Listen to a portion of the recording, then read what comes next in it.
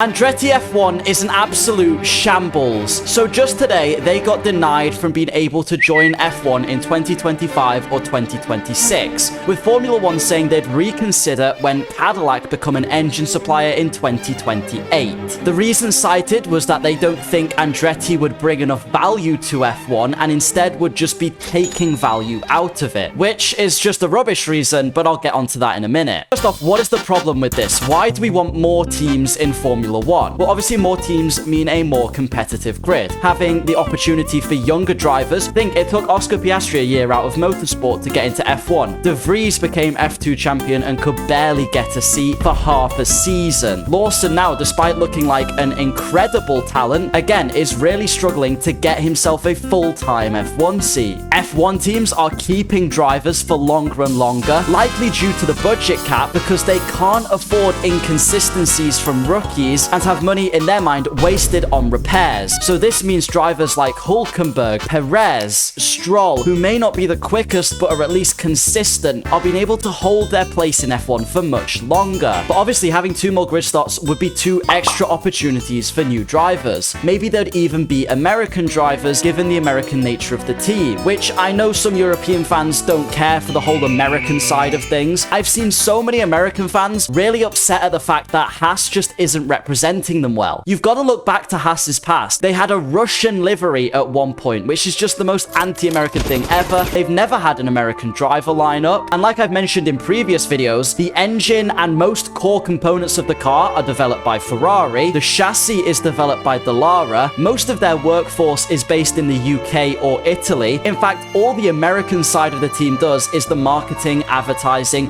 and more administration roles, which means the core of the car isn't American at all. Whereas Andretti have a 60% model setup in a wind tunnel. They've stated that they've got parts on the way ready to get them into F1. All systems are go for them. They've even been trying to secure team principals and engineers, with Otmar Safnauer stating he is very interested in the Andretti business. The next line of positive news was that the FIA happily accepted them to go into F1. They met all of the requirements, everything was ticked. So the only hurdle was F1 management itself, which has denied them. This comes after active statements of F1 management wanting more engine manufacturers. For example, they seemed really happy when Audi were going to be partnering with Sauber to bring them their own engine, but when it seems to be General Motors and Andretti, there is just no interest from F1. It makes you think there's a hidden agenda and possibly makes you consider just how much power do the teams have. Today, I was on a podcast with Law VS, Peter Brook, Nav F1 and Casual F1 fan. If you want to check it out, it's the DRS Train podcast. And Law VS brought up the point that Andretti are more of a pawn in the chess game played between the FIA and F1 management. I'm not going to take too much of what he said because you can go look at that yourself. But essentially, the FIA are really pushing for more power over F1 management. And likewise, F1 management would realistically like rid of the FIA and just be able to do whatever they want. In most cases, that's been make as much money as possible. At the end of the day, if Andretti aren't lining their pockets, they're not interested.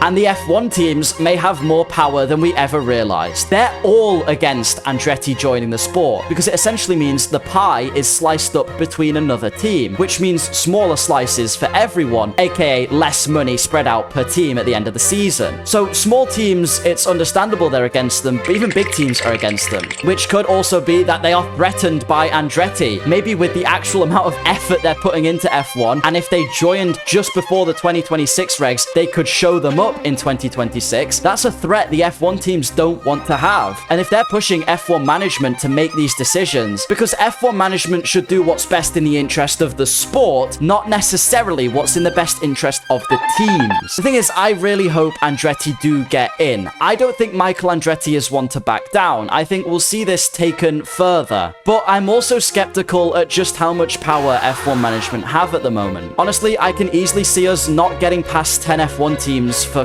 quite a bit, and it might make the sport more elitist and more stale than we've ever seen before. So I'm sorry if I'm being a bit of a pessimist. The optimist in me really wants to say Andretti and the FIA will fight this, they'll take it to court, and it'll be a big chess game, a big power play for the FIA, who are backing Andretti all the way. But another part of me says, F1 management have vetoed it, what else can really be done? They have that power and they've used it. Unless there's actual signs of corruption going on, which even if there were would probably be hidden well, it's unlikely we're going to see Andretti on the grid until 2028, when, bear in mind, they'll be 2 years behind the development of the teams on the 2026 regulations, and they'll be having to learn everything F1 alongside having a new engine manufacturer who will also be learning about F1. So it's very unlikely from the get-go they'll be competitive, because there's just a massive learning curve. Do subscribe and tell me what you think. I didn't expect to make this video today, but I'm going to try and get it out as quick as I can. I have another video in the works that was scheduled. Goodbye!